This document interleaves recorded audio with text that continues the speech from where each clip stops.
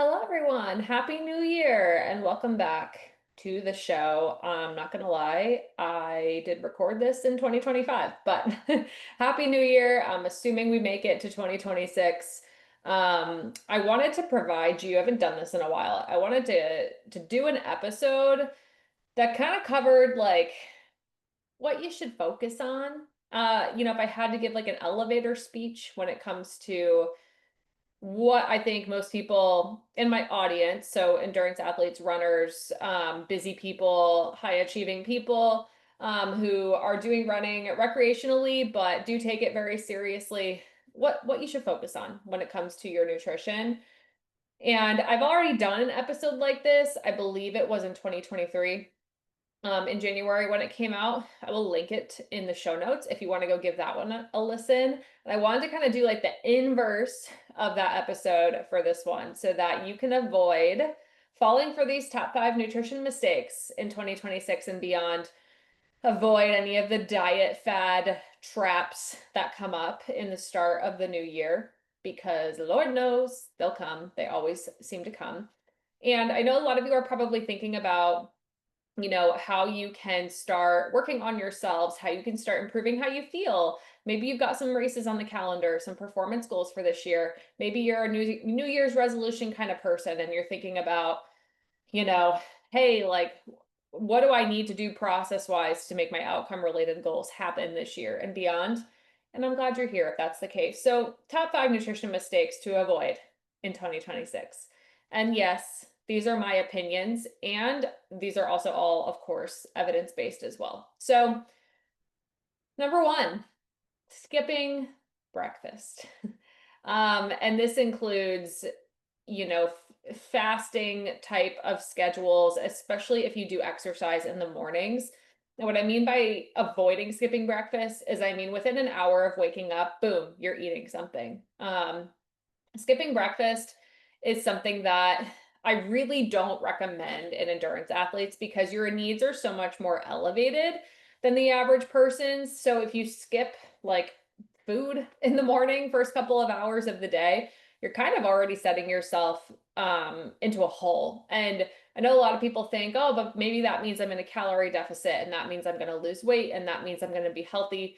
And that's just not what I see. I see it backfiring pretty spectacularly, to be honest. And again, I'm coming as someone who has lived this life before. I was not always a breakfast eater. And I've gone through different phases of that over the course of my life, including like fasted workouts and that type of thing, and no longer subscribe to that because one, it's not evidence-based, and two, it just doesn't set you up for success. So, what I tend to see happen if people, especially runners, skip breakfast is it leads to binging later in the day or intense sugar cravings or really needing to rely on caffeine for energy or being in a low state of energy availability that can lead to other more chronic issues like relative energy deficiency and sport syndrome, put you in a place to end up more injured, especially with bone injuries, have hormone changes and symptoms related to that. And eventually, of course, that can all affect your health and performance. I also do see it initially make people more insulin sensitive, but then eventually make them more insulin resistant over the course of longer periods of time. Which we don't want either from a health perspective. And again, especially if there is like a binge or increased sugar intake related pattern as a equal and opposite reaction to skipping breakfast, that's not great for our health either for a variety of reasons. It's not great for our GI health, especially. And I do tend to find the people who skip breakfast a lot of the times have a harder time eating in the morning and sometimes to reincorporate breakfast back in or pre-run fuel, even if it's at 4 in the morning, back in. This can feel super forced and a lot harder. And I find if they're consistent over time and approach this strategically and gradually, it's not that hard eventually. And your body adapts really well and it benefits your overall health. So, mistake number 1 to avoid in 2026, skipping breakfast and like coupling that in with fasted workouts in general. Do not recommend, not going to support your health and performance, especially those of you listening to this podcast who fall into the category of recreational but serious, dedicated, amateur endurance athlete who have other responsibilities and are very high achieving individuals.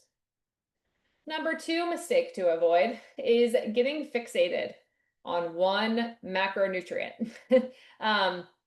This is just like a tale as old as time in the wellness and nutrition industry, diet culture especially, is to get hyperfixated on one macronutrient, either being the devil, like the thing that's demonized, that's going to wreck your health, or kind of like the knight in shining armor savior of your health and performance. Give you a couple examples. If you are going to be following like the keto diet or the Atkins diet or the South Beach diet, or any other diet out there that restricts carbohydrates, that is getting fixated on one macronutrient because we are demonizing an essential macronutrient that we need to thrive as endurance athletes. And if we are flipping that on its head, another macronutrient that's been getting like worshipped recently is protein. And protein, it's great. It's good. We do need it. But when we tend to hyperfixate on one macronutrient and forget about the others, we leave a lot of potential on the table and we fail to recognize how important all of them are to our overall health, especially making sure we're getting enough of each of them.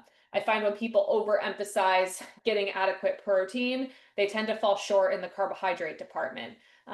Sometimes the fat department too, but especially the carbohydrate department. When I find people tend to hyperfixate on restricting carbohydrates, they either end up binging on carbohydrates later, or they end up going maybe too high in the fat department, or really struggling with their energy, with micronutrient statuses and their gut health, especially long term. So avoiding getting fixated on one macronutrient and instead focusing on how do I incorporate all of them adequately and how do I scale things up and down as it pertains to my individual needs during different training cycles, different periods of my life, and how do I just really focus on creating balanced meals. And that's something we help clients with every single day because that is going to, of course, look individualized and be a lot more hands-on and needing of individualization than you could just get from like a macro calculator. I do have of course, several blog posts and Instagram posts and free resources out there that are macro calculators essentially that give you just what the papers and evidence suggests endurance athletes need related to how much activity they're doing. But you and I know that if the calculators provided you all the information and application you needed, that would be enough and we wouldn't need additional support. And a lot of people do because you're not a robot that requires only, arbitrary calculations to thrive. You require a lot more as well. But that can be a really good place to start if you are used to hyperfixating on just one macronutrient and are like, yeah, I wonder how much of all of them I actually need.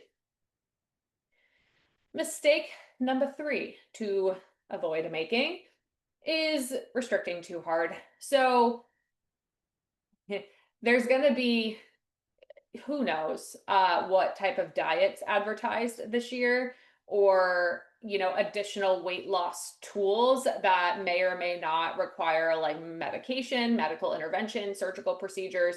I'm not saying any of these things are right or wrong. What I am saying is anything that is going to restrict your nutrition intake too much is not healthy for you long term, especially if you are an endurance athlete of any level who really cares about their health and performance and is trying to be a pretty active individual.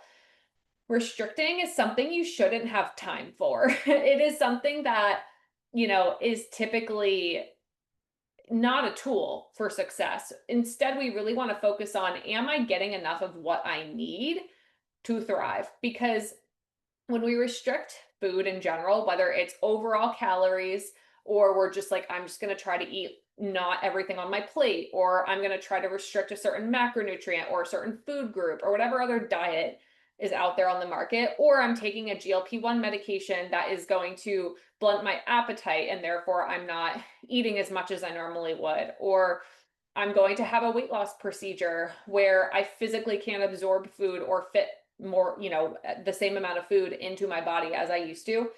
If it's restricting you too much and too hard over a long period of time, this doesn't just lead to like a calorie deficit. I think people really like to think of, if I'm restricting food group, nutrition, like I'm just avoiding calories, but you're also avoiding vitamins and minerals. You're avoiding those micronutrients. You might be avoiding variety in your diet, which is essential to gut health, which we know impacts our body composition and the rest of our metabolic health. You're also potentially restricting your experiences, your joy, your social connection, and your ability to be a functional human in your life, living it how you want to live it. And I know some people really feel, if they come from a background of an eating disorder, disordered eating, different varieties of that they may feel that food really kind of like runs the show, like it just runs their life. I know the term food noise is being thrown around a lot right now with GLP-1 usage increasing in the US. And I really do understand where people are coming from, having experienced some of that myself, having worked in this industry for a long time. So I get how it might seem nice just to like kind of have a magic bullet come in, magic pill, and be like, let me just not have to worry about this anymore. But the fact of the matter is you need food to survive, and food, since you have been born, is about a lot more than just health and just fuel and calories. Food is nourishment for the mind, body, and soul. Food is comfort. It is a coping mechanism. It is, social acceptance and connection. It is fuel. It is vitamins. It is minerals. It is fiber and nutrients to support our gut microbiome and our overall health. It's actions that we take throughout the day. It's not just fuel. It can't be. I mean, even if you think about babies, like whether they are, breastfed or formula fed or both, they're gonna turn to those things, those sources of energy for comfort. That is a tool that we use like immediately when we are born. It is natural. It is comforting. It is not something that we should be ashamed of. If it, if we don't develop more tools for comfort over the course of becoming adults, yeah, that can be problematic, just like anything else. Like if your only tool was, exercise, that wouldn't be good either. Although I know the fitness industry normalizes that a lot. So again, we really want to think about, am I really fighting nature here when I'm trying to make food just about fuel? Probably, because you're not a robot. You are a human, and it's programmed into our nature to use food for a lot more than just fuel. So if we're restricting too hard, even if it's intentional, even if it is quote unquote, medically supported, it's something that I really caution you to gain that dietitian support to make sure you're not falling short of different vitamins and minerals and micronutrients, fiber, that you're not damaging your gut health long term, triggering autoimmune issues, or really losing the food is life, soul, and mind and body part of being a human. Mistake number 4 that I'd like you to avoid in 2026 is putting supplements on a pedestal. My God, dang. You want to talk about an industry that has grown exponentially over the course of the past couple of decades, especially since I think the boom of social media marketing. Whoa. It's supplements. And I use supplements myself. I recommend supplements in my practice. I'm not saying that I'm anti-supplement, but I am saying we need to understand why we're taking the supplement. Preferably, it should be recommended by a nutrition or healthcare professional, preferably a dietitian, if it is like a sports supplement or a vitamin or something like that. And we really got to know why we're taking it, how long we're supposed to take it for, and what other stuff we should be doing and implementing to solve the problem that we are trying to fix with the supplement, because very rarely is the supplement the only intervention we should be using. And that goes, I'm saying that to my clients. I'm saying that to those of you listening who have worked with me. I know that even though I emphasize during our appointments, hey, if your ferritin's low, if your vitamin D's low, we got to think about carbohydrate intake. We got to think about fat intake to make sure we're absorbing fat soluble vitamins, carbohydrate intake to make sure we're not raising hepcidin levels that block iron absorption, that prevent low energy availability. We got to think about timing of your meals and your fuel pre and post workout. We got to think about your vitamin C intake to support iron absorption. We got to think about copper, vitamin. I know that I emphasize these other things, and I know that if I put a supplement recommendation on the list of takeaways, that a lot of the times that is the only thing that my clients or people who just paid me to receive all of that information for an hour, that was like the supplement was maybe like 10% of the conversation. I know that a lot of the times they walk away and they're like, the only thing I'm going to do is take the supplement. Like I know that's how humans are. We want a quick fix. We're busy. We want to just be like, I'll take the vitamin D and hope my vitamin D levels go up. And then if they don't, then I'll worry about maybe other stuff. I know that's how it works. And I'm encouraging you to come back to, if you have seen me before, the other 7 things that I put for you to focus on that list. You know, I'm really focusing on the process of doing these things consistently over time and not putting supplements on a pedestal because they're not magic pills like they are advertised. Some people are marketing supplements to the masses because they have a discount code, and the more people they can recommend it to, the better, when we know that that's not how supplements should ever be recommended. And I am someone who does make commission off of supplements, but you know, it's a large library of them, and I try to get people off of them, try to get them to check their lab work every 3 to 6 months to make sure we still need the supplement, or if we need to increase the dose for it to be more effective or apply other interventions outside of supplementation, that's something that we're doing. Because if the commission on that went away tomorrow, I'd be like, all right, nothing about my job changes because I'm still practicing in an evidence-based and ethical way. And it's something where if something's going to work better for people, you know, outside of that structure, great, like awesome. Get the supplement third party tested from whatever source tickles your fancy. But know that if someone's recommending like a supplement to the masses, especially if it is like 1 dose to the masses, that's a huge red flag. Huge. Keep scrolling. Mistake number 5 to avoid in 2026. I really recommend, this might be unpopular opinion, but I really recommend just avoiding labeling your diet. So if you are eating as a human, that's what I mean by your diet, just like the types of foods that you ate during the day.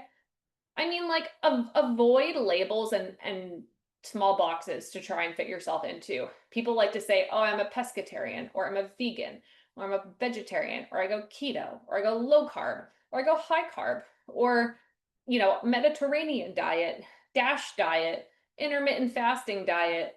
What other diets are out there? There's so many. If you can avoid a label, you're going to just open the door to so much more potential.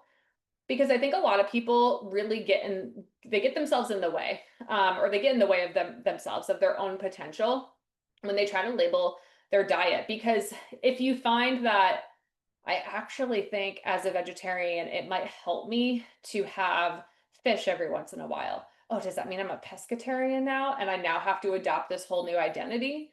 Or, okay, I'm keto, but like, you know, I think that sometimes maybe I do want to have more than 15 grams of carbohydrate in a day. Does that make me not keto anymore? It just blur the lines, live in the gray area with us evidence-based nutrition professionals. We're not one size fits all, and we kind of work within different reference ranges and then like apply that down more to different individuals based off of their own lives. Because nothing is black and white or fits in a box, very rarely. We really want to avoid labeling the diet. It's probably just going to help you continue to grow and evolve as a human, because the foods that you're eating when you're like 20 are probably going to look a lot different than when you're 60. And that is okay. It's okay to evolve.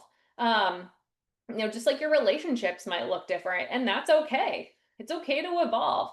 Just like your workout routine might look different, and that's okay. It's okay to evolve. So if you can kind of take the label off, I think a lot of the times you open your horizons to new possibilities and higher potential. I think as runners, especially if we're like type A, we tend to like things that fit into a box or that we can like categorize in our brains, but that's probably just holding you back. And that probably doesn't just apply to nutrition too. So think about that. So those are the top 5 mistakes. There's probably more, but you are probably also doing a lot of things right. If you want to learn like what I recommend for most of my clients to start with their nutrition, make sure you check out the podcast from 2023 that I'll link in the show notes. Um, if you want more support with your nutrition and you're like, I'm ready to start like applying more, growing, and actually learning what I should be doing and be able to block out like the rest of the noise, especially this time of year, and you want that high level of support, make sure you check out my Strong Runner Academy group coaching program. The next group starts in January. I've got another one starting in February as well. Those will be the 2 groups that run for the first half of this year. The next one will not start until the late summer. So if you do want to work with me, make sure you check out those programs. They do have a limited capacity. You know, they're already almost full actually. So if you do want to participate, make sure you go check that out. The link is in the show notes. So if you want a chance to work with me on your nutrition and again, get that high level of support where you can kind of just block out the noise, or if whatever supplement or thing you heard on the internet does come up and you're like, does this apply to me? Like, should I be worried about this? You can just ask me and I'll tell you, and I'll be able to actually give you an individualized answer because these groups are kept small. I tend to keep them between like 7 and 10 people so that we have time to coach and answer all of your questions and learn about the topics you actually want to learn about. So I hope this was helpful. Go check that out if you need more support. And until next time, happy running and happy New Year.